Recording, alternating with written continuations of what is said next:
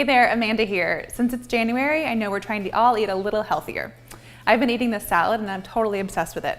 It's because it's the perfect salad that doesn't even seem like a salad. Let me show you how to make it. So part of the salad has pulled chicken in it, and recently my sister introduced me to the Instant Pot, which is basically a countertop pressure cooker. And so that's how I've been making my chicken these days because it poaches it so quickly. You could also just poach it on the stovetop in some boiling water, but I'm gonna use the pressure cooker today. And it's just so simple. I just wanted to show you how quick and easy it is, just in case you're in the market. I'll put the link below. So I've got about a pound of chicken. I'm using chicken breast, but you could use chicken thigh too. Just make sure it's boneless. I'm gonna add about 1 to 2 tablespoons of sesame oil.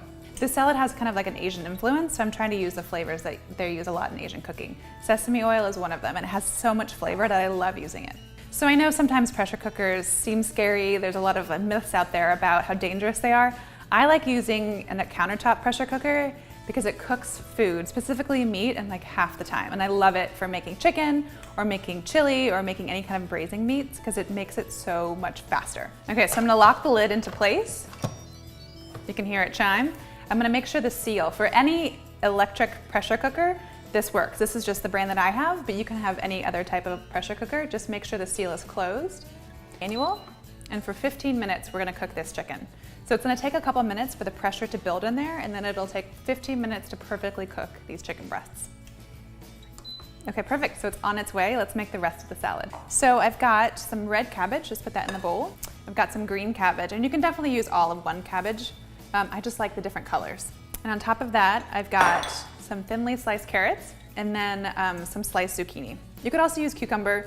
Zucchini I feel is just kind of always around, so I like to put it in salads to kind of get rid of it. And it's raw, which I actually prefer raw zucchini.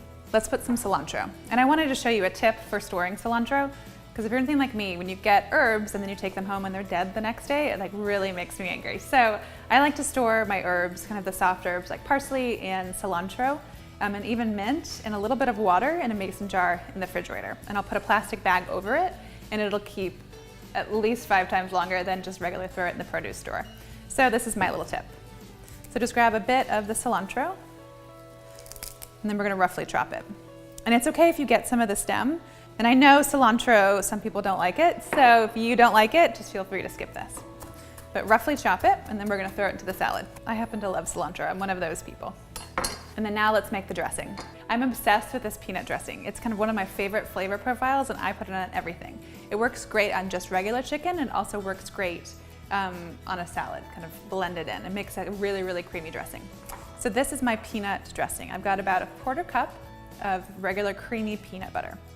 I know some people have allergies to peanuts, so you could also use almond butter, or you could just scrap this sauce altogether and use just sesame oil and a little rice wine vinegar or lime juice. I'm gonna add in about a tablespoon of sesame oil, a tablespoon of rice wine vinegar. You can also substitute that for lime juice if you can't find rice wine vinegar. 2 tablespoons of water just to thin it out, a tablespoon of soy sauce, and then the 2 secret ingredients.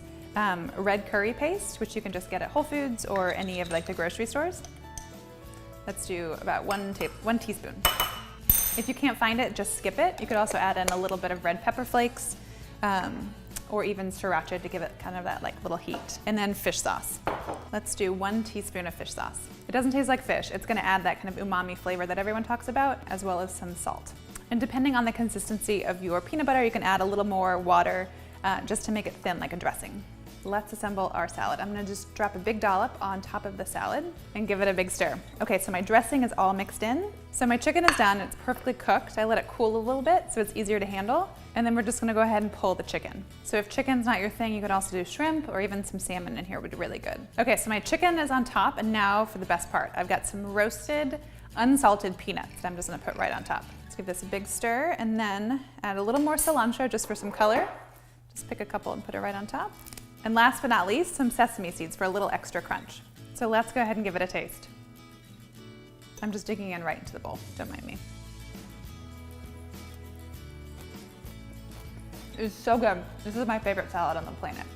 You could even add maybe some like lo mein noodles in there, but I like it just like this. It's nice and healthy and clean. And crunchy, and the peanut butter makes it super smooth. I could eat this all January long. Thanks so much for watching this video. If you liked it, make sure to give it a thumbs up below and subscribe, because each week I'll post a new recipe video.